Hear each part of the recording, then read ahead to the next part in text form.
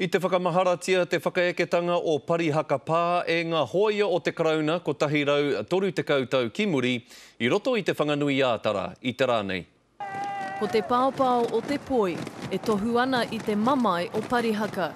Tērā te mea ka kitea, ka rongo te mamai kei roto I a mātau. Ko te rā tēnei I murua rau patu hia I ngā uri o Parihaka. Ko tahirau 30 tau ki muri.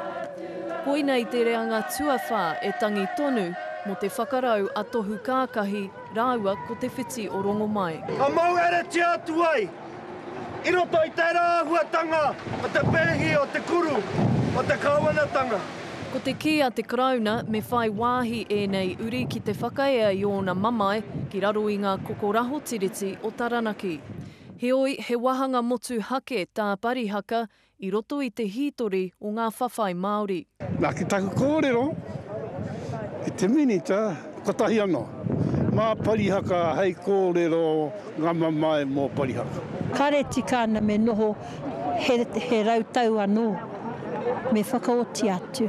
Kei ko atu I te 3,000 tāngata I noho humārie nei I te pā o Parihaka, ka tahi ka murua e te karauna. Nō reira te āki ki ngā māngai o te kāwanatanga I te rānei. Haere ake ki Parihaka, kei reira mātau e tatari ana. Ana. Kua roa te wā e nei uri e tatari ana, ka re pēr he aha kia tatari mai, kia toka te kāwanatanga hou. Jasmine Pearson, Te Karere.